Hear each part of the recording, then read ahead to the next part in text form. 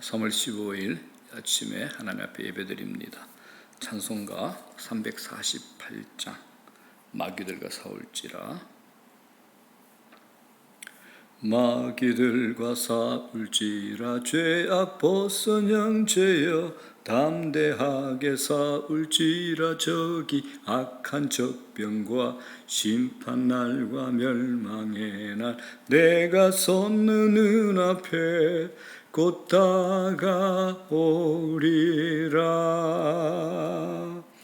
영광 영광 할렐루야, 영광 영광 할렐루야, 영광 영광 할렐루야. 곧 승리하리라. 마귀들과 싸울지라. 죄악 벗은 형제여, 고함치는 무리들은 흉한 적군 아닌가. 무섭고도 더러운 죄 모두 떨쳐버리고 주 예수 붙들라. 영광 영광 할렐루야, 영광 영광 할렐루야, 영광 영광 할렐루야. 곧 승리하리라. 마귀들과 싸울지라. 죄악 벗은 형제여, 구주 예수 그리스도 크신 팔을 벌리고 너를 도와주시려고 서서 기다리시니 너 어서 나오라. 영광 영광 할렐루야, 영광 영광 할렐루야, 영광 영광 할렐루야. 곧 승리하리라. 아멘. 하나님 말씀 출애굽기 7장 8절에서부터 25절까지 말씀입니다. 모세가 바로 앞에서 이제 펼친 첫 번째 재앙입니다. 출애굽기 7장 8절에서부터 25절까지 말씀 제가 받들어 봉독합니다. 여호와께서 모세와 아론에게 말씀하여 이르시되, 바로가 너희에게 이르기를 너희는 이적을 보이라 하거든 너는 아론에게 말하기를 너의 지팡이를 들어서 바로 앞에 던지라 하라. 그것이 뱀이 되리라. 모세와 아론이 바로에게 가서 여호와께서 명령하신 대로 행하여 아론이 바로와 그의 신하 앞에 지팡이를 던지니 뱀이 된지라. 바로도 현인들과 마술사들을 부르매 그 애굽 요술사들도 그들의 요술로 그와 같이 행하되 각 사람이 지팡이를 던짐에 뱀이 되었으나 아론의 지팡이가 그들의 지팡이를 삼키니라. 그러나 바로의 마음이 완악하여 그들의 말을 듣지 아니하니 여호와의 말씀과 같더라. 여호와께서 모세에게 이르시되, 바로의 마음이 완강하여 백성 보내기를 거절하는도다. 아침에 너는 바로에게로 가라. 보라, 그가 물 있는 곳으로 나오리니 너는 나일 강가에 서서 그를 맞으며 그 뱀되었던 지팡이를 손에 잡고 그에게 이르기를, 히브리 사람의 하나님 여호와께서 나를 왕에게 보내어 이르시되 내 백성을 보내라. 그러면 그들이 광야에서 나를 섬길 것이니라 하였으나 이제까지 네가 듣지 아니하도다. 여호와가 이같이 이르노니 네가 이로 말미암아 나를 여호와인 줄 알리라. 볼지어다 내가 네 손에 지팡이로 나일강을 치면 그것이 피로 변하고 나일강에 고기가 죽고 그 물에서는 악취가 나리니 애굽 사람들이 그 강 물 마시기를 싫어하리라 하라.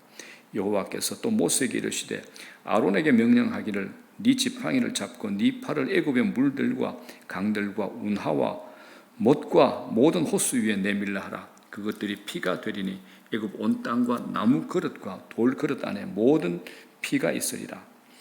모세와 아론이 여호와께서 명령하신 대로 행하여 바로와 그의 신하의 목전에서 지팡이를 들어 나일강을 치니 그 물이 다 피로 변하고 나일강에 고기가 죽고 그 물에서는 악취가 나니 애굽 사람들이 나일강 물을 마시지 못하며 애굽 온 땅에는 피가 있으나 애굽 요술사들도 자기들의 요술로 그와 같이 행함으로 바로의 마음이 완악하여 그들의 말을 듣지 아니하니 여호와의 말씀과 같더라.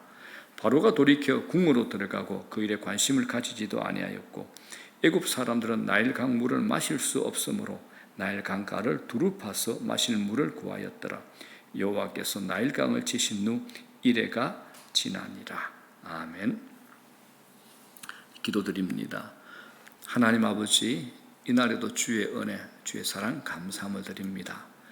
우리 삶에 여러 가지 얽혀있고 힘든 일도 많지만 그러나 하나님께서 우리 눈을 열어주셔서 하나님의 일하심을 보게 하셨고 우리 마음에 믿음 부어주셔서 설레임과 기대감으로 이 아침을 시작하게 하시니 감사함을 드립니다. 이날에도 주의 더 큰 은혜를 구합니다. 더 큰 은혜를 우리에게 부어주시옵소서. 성령의 기름을 부어주시옵소서. 성령의 새 바람을 저희들에게 부어주시옵소서. 성령의 사람이 되게 은혜를 더하여 주시옵소서. 이날에도 우리의 기도가 복된 기도가 되게 하시고 성령 안에서 깨어있는 기도가 되기 원하오니 성령께서 이끌어 주시고 인도하여 주시옵소서. 언제나 주님이 내 편이 되시고 주님이 내 아버지가 되시고 우리는 주님의 상속자가 됨을 기쁘게 여기고 하나님 말씀에 무거운 것, 하나님 말씀에 이해가 되지 않는 것이라 할지라도 언제나 그 말씀 붙잡고 살아가는 저희들 될 수 있도록 은혜를 다하소서. 순종의 힘을 허락하여 주시옵소서. 순종의 믿음을 허락하시고 순종을 통하여 받는 은혜와 복의 눈이 열릴 수 있는 저희들에게 은혜를 다하시옵소서. 감사합니다. 예수님 이름으로 감사하고 기도드리옵나이다. 아멘. 자, 오늘 출애굽기 8번째 시간 첫 번째 재앙입니다.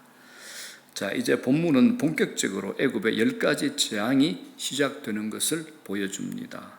이제부터 보게 되는 10가지 재앙에 대한 기사는 단지 총칼을 들지 않았을 뿐 하나님과 바로 또는 바로의 신과의 전쟁이 됩니다. 하나님께서는 애굽의 모든 신에게 벌을 내리리라고 말씀하십니다. 자, 출애굽기 12장 12절에 일찍 이런 말씀하셨죠. 자, 시작. 애굽의 모든 신을 내가 심판하리라. 나는 여호와라. 우리가 이제 살펴볼 재앙 기사는 전적으로 영적 전쟁의 맥락에서 이해해야 됩니다. 바울 사도가 에베소 교회에 보낸 편지의 말미에서 준 영적 전쟁에 대한 같은 맥락으로 할 수 있습니다. 자, 신약 성경 에베소서 6장 10절에 이런 말씀이 있죠. 우리의 씨름은 혈과 육을 상대하는 것이 아니요 통치자들과 권세들과 이 어둠의 세상 주관자들과 하늘에 있는 악의 영들을 상대함이라. 자, 악의 영들 곧 마귀의 괴계를 대적해야 하는 싸움입니다. 그러니 신자는 자기 자신의 능력으로 싸울 수 있는 싸움의 능력을 갖고 있지 않습니다. 그래서 우리는 주 안에서 강해야 됩니다. 주님의 전능하신 능력으로 힘입어야 우리가 싸울 수 있습니다. 오늘날 교회의 이 영역처럼 약화된 영역도 없을 겁니다. 하나님을 믿는다는 것은 마귀의 존재도 믿는다라는 것을 전제하고 있습니다. 그리고 눈에 보이지 않는 영적 전쟁이 지금도 벌여지고 있다는 것을 인식하지 못한다면 어찌 그가 영적인 사람이라고 할 수 있겠습니까? 본문에서 주어지는 승리의 열쇠는 하나님의 백성은 하나님의 말씀에 순종하는 것에 있다는 겁니다. 모세는 그를 낙심시키는 그 모든 상황 속에서도 결국은 하나님의 명하신 대로 행하여 아론과 함께 바로왕 앞에 다시 서게 됩니다. 결국은 모세가 저항하고 피하고 도망다녔는데 하나님께서 모세를 이기신 거죠. 여기에 이제 우리의 승리의 열쇠가 있습니다. 우리가 하나님을 이길 만큼 고집이 세서 가는 것이 아니라 하나님의 뜻이 내 뜻을 꺾고 이기실 때 승리가 이미 우리에게 확보된다라는 겁니다. 에녹도, 노아도, 아브라함도, 모세도 이들 모두가 살면서 얻은 승리는 다 하나님의 명하신 대로 행하는 삶이고 그것이 하나님과 동행하는 것이라는 겁니다. 우리가 오늘 본문에서 보게 되는 첫 번째 이야기는 지팡이를 뱀으로 만든 이적입니다. 이건 이적을 보이라는 바로의 요청에 의해서 이루어집니다. 이건 재앙이 아닙니다. 재앙의 서곡이 됩니다. 우리의 질문은 왜 뱀을 만든 이적을 바로에게 보였는가 하는 겁니다. 바로의 면전에서 지팡이를 던져서 뱀이 되게 한 것은 바로의 주권과 군의에 대한 정면 도전의 행위입니다. 이건 하나님의 선전포고입니다. 자, 바로의 왕관이 있죠. 왕관에 주조된 코브라의 머리가 바로의 힘과 권위를 상징하는 것이라면 이제 하나님께서 그 거짓 권위와 거짓 힘에 대하여 하나님께서 전능자로서 주권자로서 바로의 왕권을 제압하신다는 겁니다. 또 있습니다. 애굽 사람들은 뱀을 그들의 신의 하나로 섬기고 있었습니다. 그래서 이 이적 사건은 바로 자신과 애굽 사람들이 의지하는 것이 무엇인가를 보여주며 동시에 그게 그리 신뢰할 만한 것이 아니라는 것을 사실로 드러내 보여주고 있습니다. 하나님은 영적 전쟁에서 절대 비껴가시지 않습니다. 하나님께서 바로에게 분명한 방식으로 선전포고를 하신 겁니다. 오늘날 하나님의 백성들과 하나님의 교회가 배워야 하는 것도 바로 이것입니다. 성경은 한결같이 마귀를 대적하라고 합니다. 마귀는 우리와 타협의 대상이 아닙니다. 딜의 대상은 아닙니다. 마귀는 우리가 대적해야 될 대상입니다. 깨부셔야 될 대상입니다. 자, 베드로전서 5장 8절 9절이죠. 근신하라, 깨어라. 너희 대적 마귀가 우는 사자같이 두루다니며 삼킬 자를 찾나니 그러나 너희는 믿음을 굳건하게 하여 그를 뭐라 그러죠? 대적하라 그럽니다. 대적하라. 우는 사자처럼 다니며 삼킬 자를 찾지만 그러나 너희들을 대적해라. 그를 이길 수 있다라는 겁니다. 자, 야고보서 4장 7절도 동일한 맥락의 말씀입니다. 그런즉 너희는 하나님께 복종할지어다. 마귀를 대적하라. 그리하면 너희를 피하리라라고 합니다. 마귀를 피해가라고 하는 것이 아니라 마귀를 대적하는 겁니다. 이게 이제 우리의 능력이죠. 하나님 안에 있는 우리의 능력이 됩니다. 그런데 오늘날 교회는 사단의 존재와 능력에 대해서 매우 과소평가하고 있습니다.